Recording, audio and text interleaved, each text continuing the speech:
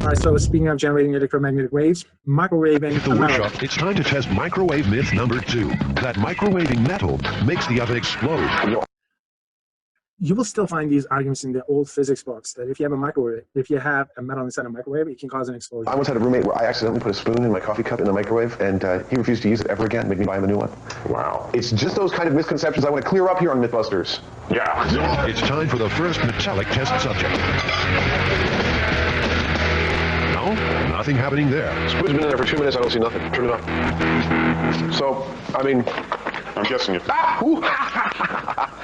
The spoon was really hot. That spoon was really hot, but it didn't do anything. I mean, it didn't arc, it didn't like buzz or, you know, all that stuff.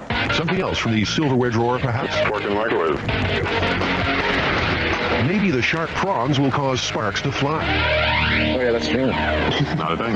Adam and Jamie have heard that tinfoil scrunched into a ball can have an effect. Well, that's cool. It feels like something out of Star Trek. It's beautiful, actually. Now, that's interesting. The microwaves are causing an electric charge to build up in the metal. Scrunching the foil allows the charge to jump the gaps. Jamie tries again, this time folding the foil into an accordion shape. Whoa! The Hyman with the precognitive technique. Look at that! That's the best. Dude, you are the man. It just goes. Spectacular, yes. But explosive? No. A warning, though. Microwaving metal might result in magnetron meltdown. So metal in the microwave, is it true or is it false? Well, that's false with provisions. Only in the case of an object that is made out of metal that is contacting the sides, you can create some arcing there that would feed back into the magnetron and reduce its lifespan. Okay, so Back to the workshop. metal is not going to explode. There's no reason for it. The microwave is not going to explode either. Obviously, that's complete nonsense. So arc, it didn't like work in the microwave. The only thing that I want to focus on. It's beautiful. The gaps. Will cause. That spoon was. The only thing I want to focus on is Adam. So, I mean, What the hell is that, and what's the purpose of it? Any ideas? That's a tinfoil hat. It's to keep the aliens from reading your thoughts, I'm pretty sure. Or like 5G or something.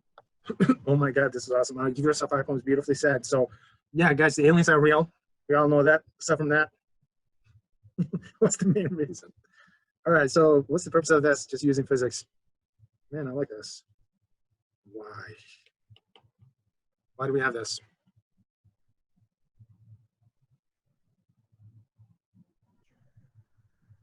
This is cute.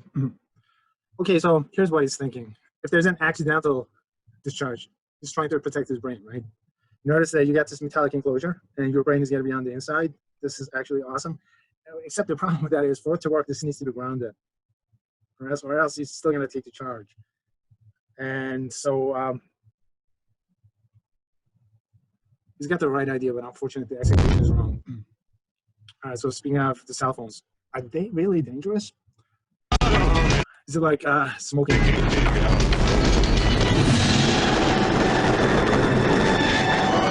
on.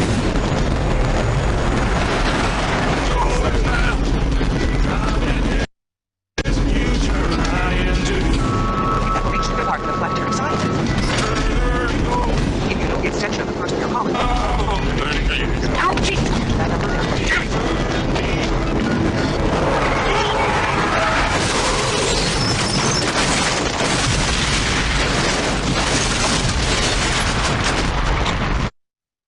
Okay, so what we know from this clip, we know that smoking can kill, so can the cell phones, right? All right, so it's mostly distraction. But how about the radiation from cell phones? Is there anything to be concerned of? All right, so let's take a look.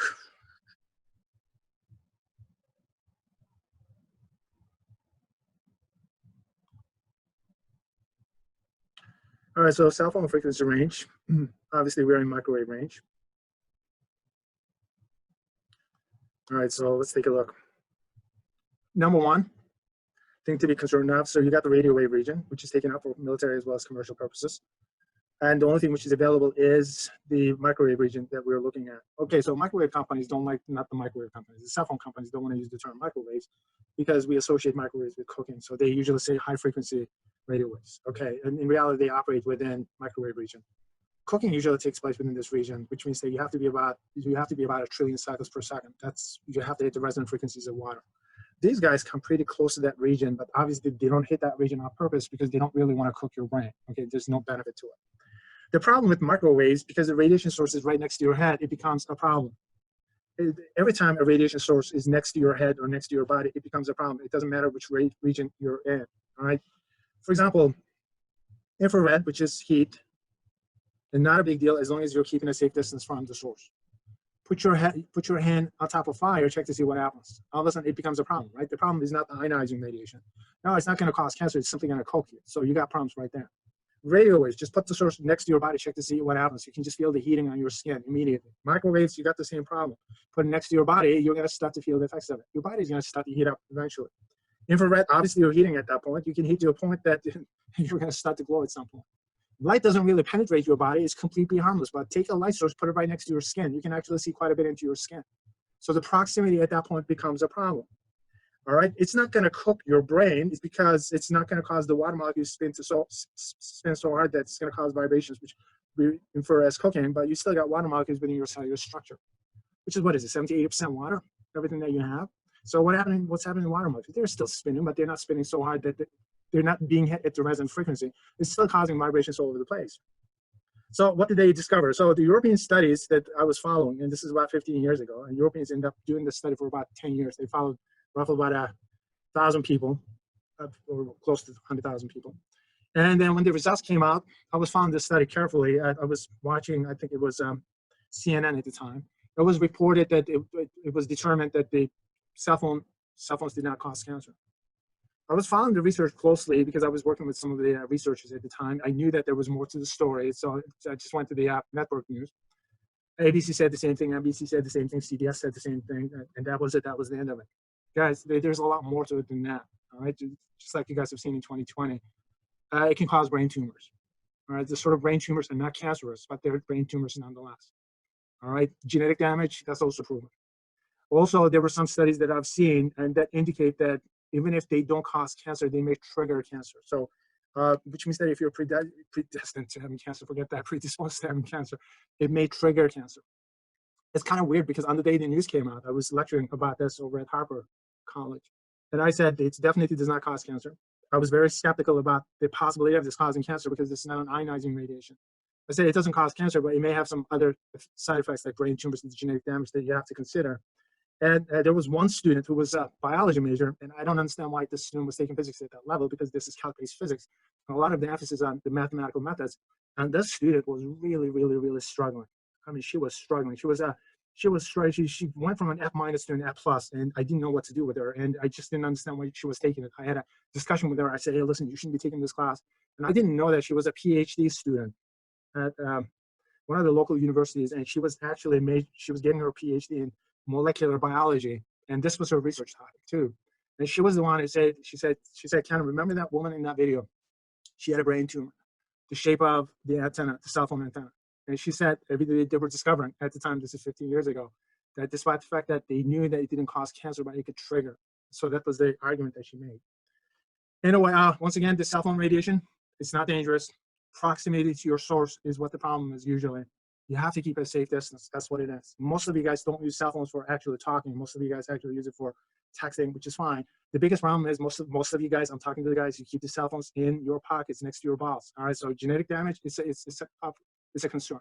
Also, those guys who keep their cell phones in their pockets, there's a reduction in the sperm rate. If you guys are thinking, oh, well, if that's the case, does this mean that I don't have to use a condom? No, I'm not talking in terms of birth control, guys. I'm talking about in terms of genetic damage.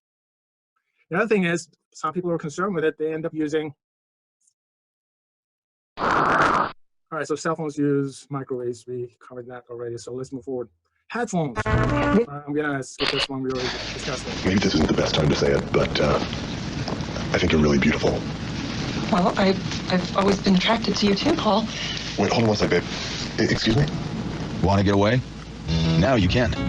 These Bluetooth devices, they're even higher frequency range, guys, so they may not be as safe as you think they are. On top of that, the confusion that they cause. I never know who the person is talking to.